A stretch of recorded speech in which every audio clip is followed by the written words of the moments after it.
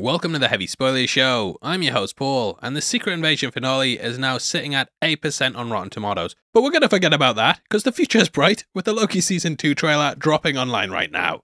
Just forget about it. Now, when we last left the adopted brother of the God of Thunder, he just reached He Who Remains with his multiversal variant Sylvie. Arriving at his castle seeking knowledge, he could be seen eating an apple and acting as a form of temptation for the pair. The Adam and Eve-esque metaphors didn't stop there, with Sylvie casting out Loki after killing this quote-unquote god. Loki was left with a version of the TVA where He Who Remains variant Kang ruled over the agency, and we of course know from Quantumania that there are others messing with the time stream. That should be you fully caught up, and if you liked the video, then please hit the thumbs up button, and don't forget to subscribe for breakdowns like this every day. With out of the way, huge thank you for clicking this. Now let's get into Loki Season 2.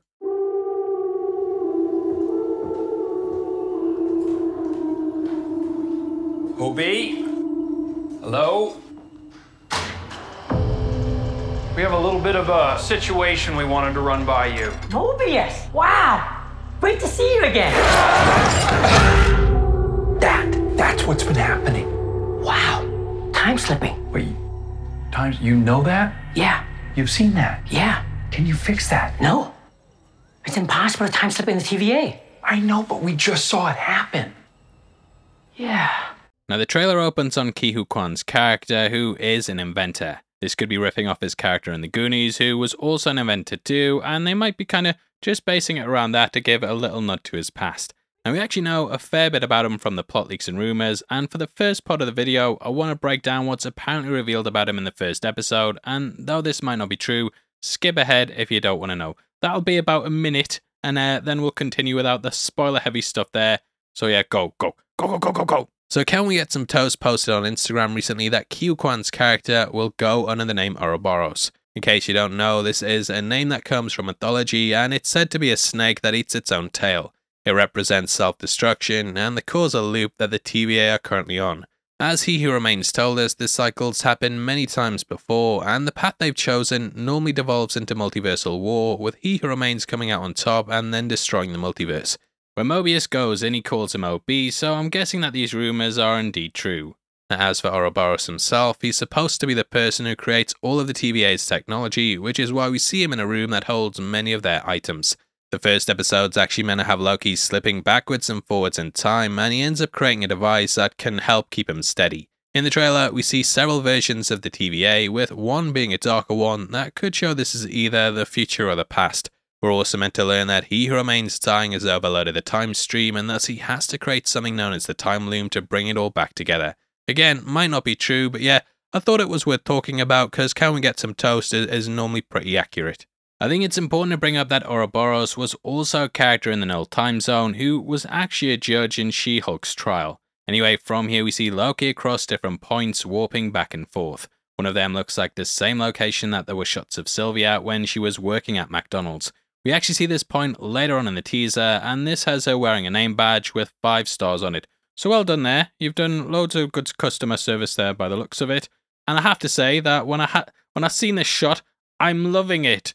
Now perhaps she's decided to actually go and just have a normal life, instead of being She Who Remains. There was a leaked shot of her on the couch that had her listening to 70s records, so I'm guessing that this is building off the back of that. She was of course hounded for her whole life by the TVA, so maybe now she just wants to relax, listen to ABBA, and become a dancing queen in the 70s. You could say she's Bjorn again. Either way, we get another shot of Loki in front of a Piranha Power Sports, which I actually couldn't find that much on. The first season had a way of doing stuff where the Funk products would show up in variant timelines, so yeah, if that's a real place, then let me know below, but I at least couldn't find it, and I think it's sort of doing that. Now, an important detail here is that there are jet skis, and that might even be Mobius in the back looking at one. It's difficult to make out, but he of course dreamt of going on one, and this could be from his life before he was snatched by the TVA. I've been pulled through time, between the past and the present. Hello? If what I saw is true, there's nothing to stand between this world and utter destruction. Only one way to find out. Little good old-fashioned legwork. Listen, we have different styles. You're a man of action, which is fine. I take a more slow, deliberate, cerebral approach. That's really goodbye. Now from here we cut to Loki running into another version of himself, reading from a TVA manual. This is symbolic for a number of reasons, because it shows that the organization obviously hasn't been destroyed. It's also what I'm guessing is a rule book, cementing that the rules are still in place. Now I think this might either be a future offshoot of him, or someone from the past. Either way, him constantly warping back and forth shows he's not really stuck in a certain place, and that he's constantly being torn across time. Now this is obviously riffing on the first season though, when Hunter B-15 did it when he was trying to escape. He's clearly stuck here though, and being controlled by someone else who we aren't fully aware of. Either way, man's busting out moves that make him a better dancer than Michael Jackson, and he won't stop until he gets enough. Which was a bad pun, eh? Now, I feel like a lot of the early part of this season will center around him trying to convince the others at the TVA about what's really going on. At the end of season 1, Mobius had no idea who he was, and he was even convinced that he was from another department. Prepare. Take it easy. You're an analyst, right? What division are you from? What are you talking about? Who are you? What's your name? I feel like we're immediately going to go from there into the interrogation/questioning thing with Loki trying to calmly tell them what's going on. I doubt they're going to listen though, unless he's going to have to show them through force exactly what's going on. I sort of see it like being like a game when you kind of know all the ins and outs of it and can just speed run to the end, and I'm guessing that he's going to race to the timekeepers and behead the main one, which is why we get a shot in which its head can be seen on the ground. Also important to bear in mind that Jonathan Majors voiced these in the series, and they sounded similar to his version of Immortus. They're beginning to touch the multiverse. All of us.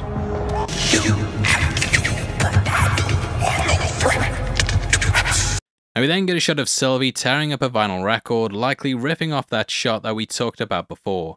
I really get the feeling here that she's tried to go off and have her own life, and she's destroying this record because of how isolated the role can be. We actually get a shot of the destroyed castle later on in the teaser with what looks like He Who Remains' body, still He Who Remains in there. Now Sylvie was just sat in a room by herself listening to music, completely bored, and this was much in the same way that He Who Remains had his own office.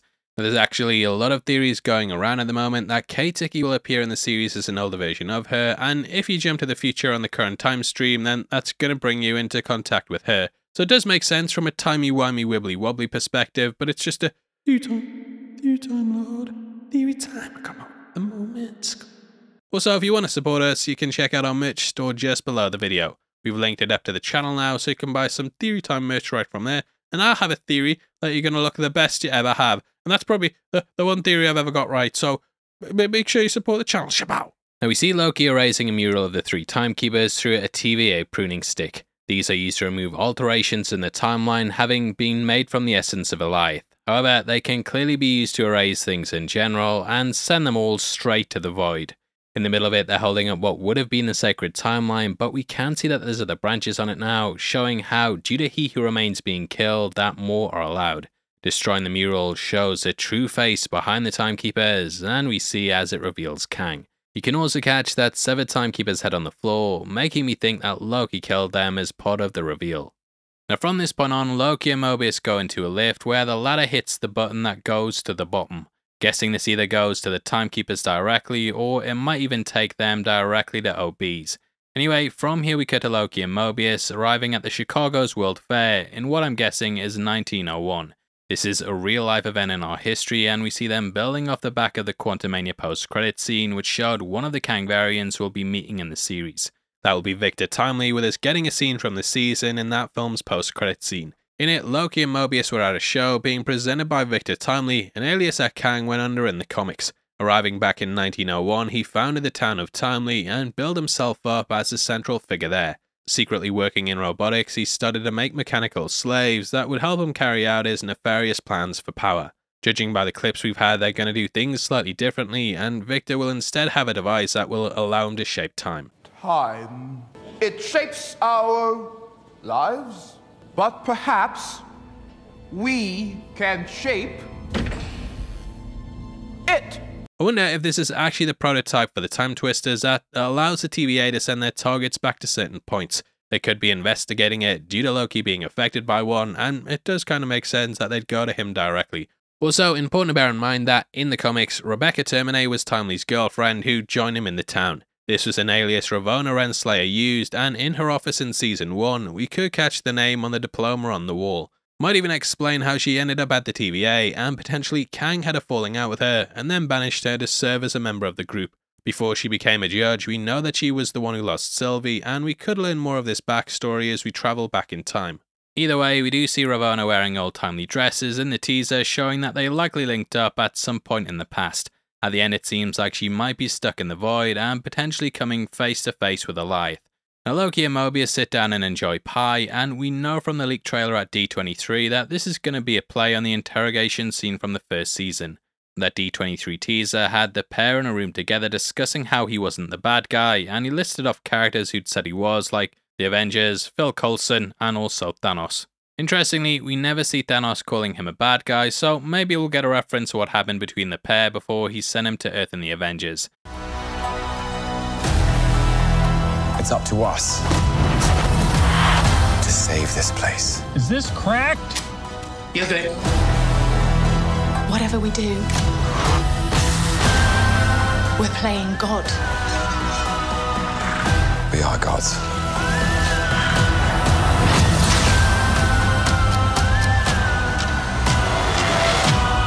But how do you choose who lives and who dies? Make the hard choice. It's him. You better run!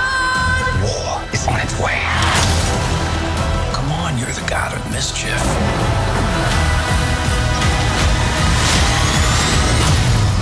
Always have been. Always will be.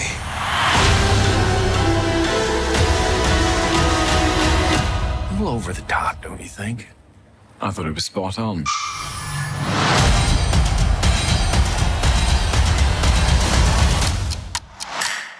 Now, there's a couple of action shots of them fighting a mysterious character, and we also see a premiere for the movie called Zaniac.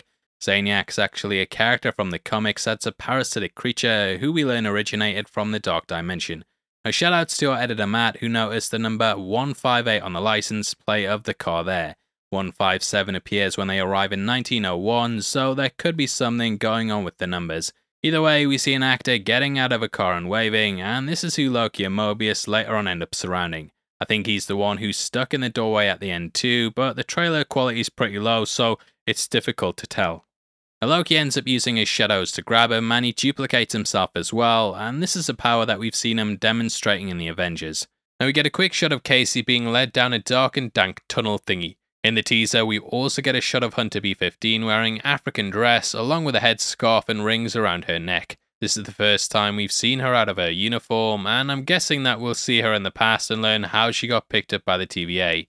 In Season 1, we had a brief moment where she seemed to remember her life, so we might end up getting something along those lines. Kinda leaning into MCU lore here a bit, but due to them putting her in African dress, they may connect her with Wakanda and show how she was part of that world or something, or that might just be me jumping to conclusions. However, at one point we also see her as a doctor, so yeah, might be barking up the wrong tree on that. Either way, I think this is going to basically give us the backstory of the TVA and show that they were all variants that were taken and then reformatted into agents. We saw them basically trying to do that with the Loki variant in Season 1, and whilst his main version was continuing in the 616, they were using him to track down Sylvie. Now, we also see Ravonna sparking up a weapon, and throughout the teaser she seems to be present in the 1901 stuff. This seems to be a proto-time stick, and it looks like the comic version of the retroactive canon that wipes you out of existence. Now, in case you don't know, Ravonna is seen as the love of Kang's life, and in his recent rebooted origin story he bumped into several versions of her. He was always destined to watch her die or have her turn on him, and thus he spent the entirety of his life alone. Now, we see Mobius getting suited up into a spacesuit and heading into what looks like a timeline reactor. I'm guessing this is somewhere where the timeline's actually a tangible thing, and it looks like an unstable thing that he then has to fix. Could also link in with Mobius having to save Loki from falling, and we have had shots of the trailer where he's dropping from a great height. Kind of feels like it might be a little nod of the falling for 30 minutes sign from Ragnarok, but obviously these are different versions of Loki, so that might be a reach. Now we end with a giant Miss Minutes who looks like a toast clock, and also see a mural of lots of different Kangs fighting across the multiverse.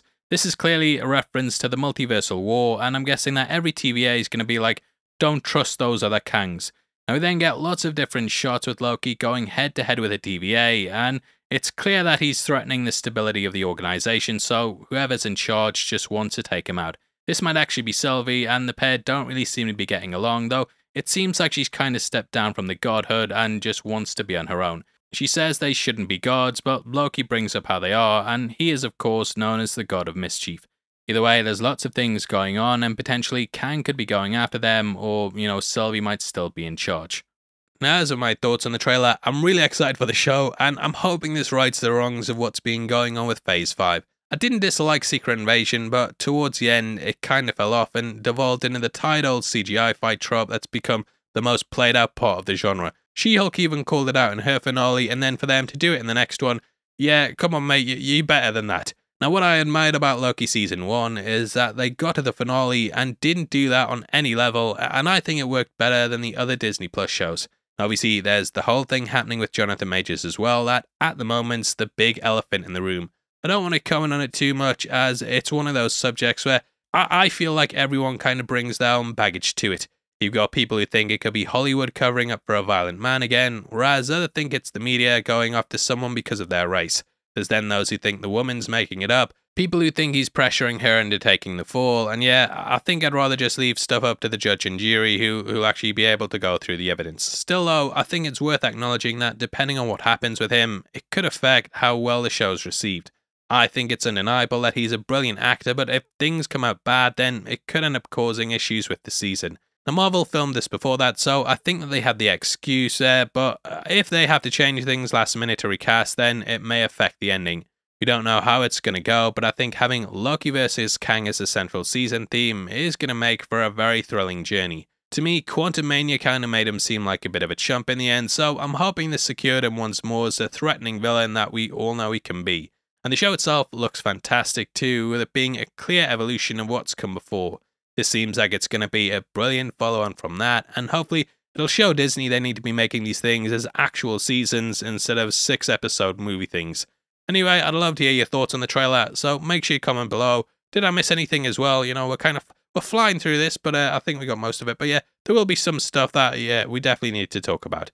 Now please drop a like on the video, and if you want to support the channel as a member of the Spoiler Society, then please also click the join button. You get early access to videos every week, and it goes such a long way to helping us out. Now if you want something else to watch, we've got a video on screen right now talking about how long it is that Rhodey's actually been a Skrull. It's not when you think, we've got some good evidence there, so yeah, definitely head over there right after this. But out of the way, a huge thank you for sticking through the video. I've been Paul, and I'll see you next time. Take care, peace.